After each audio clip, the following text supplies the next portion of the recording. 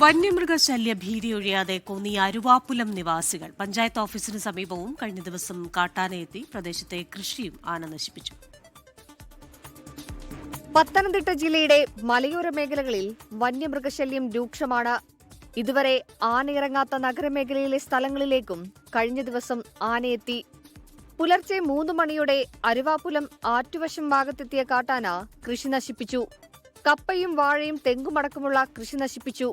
അല്ല, ഫെൻസിങ്ങിനും നാശമാണ്. ഫെൻസിങ് ഒന്നും ഇതിന് പ്രശ്നമല്ല. ഇത്ര ഫെൻസിങ് സോളാർ അതൊക്കെ തല്ലിപ്പറിച്ച് കളയുക. അല്ല, ഇതിപ്പോൾ അങ്ങുന്ന് വരുക. ഓരോ മാസം ഇങ്ങനെ അടുത്തടുത്ത് വന്നുകൊണ്ടിരിക്കുക. കിഴക്കൊക്കെ നേരത്തെ തൊട്ട് വരുന്നുണ്ട്. കാട്ടുപോത്തും കടുവയും കുരങ്ങുമടക്കമുള്ള വന്യമൃഗങ്ങൾ മലയോര മേഖലകളിലെ വീടുകളിലേക്കും കൃഷിയിടങ്ങളിലേക്കും എത്തുന്നുണ്ട്. ഭയപ്പാടിലാണ് പ്രദേശവാസികളുടെ ജീവിതം. പറയാനുള്ളത്, ആന നമ്മുടെ ഇവിടോട്ട് വരാതിരിക്കാനുള്ള എന്തെങ്കിലും ഒരു മാർഗം ചെയ്തെങ്കിലേ പറ്റത്തുള്ളൂ.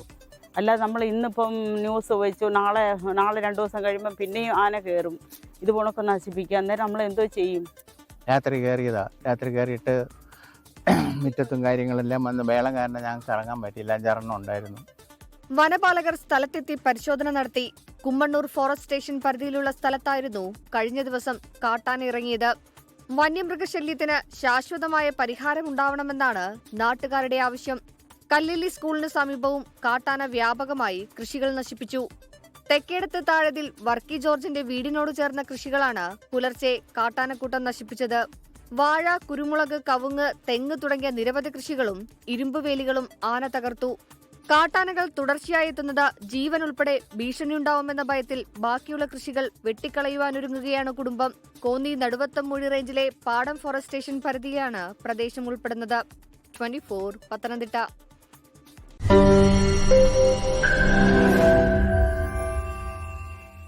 ലോകത്തെവിടെയായാലും ഏത് സമയത്തും 24 വാർത്തകളും ഓഗ്മെന്റഡ് റിയാലിറ്റി പാക്കേജുകളും എക്സ്പ്ലെയിനറുകളും വിശദമായി കാണാൻ ഞങ്ങളുടെ യൂട്യൂബ് ചാനൽ നിങ്ങൾക്ക് സബ്സ്ക്രൈബ് ചെയ്യാം.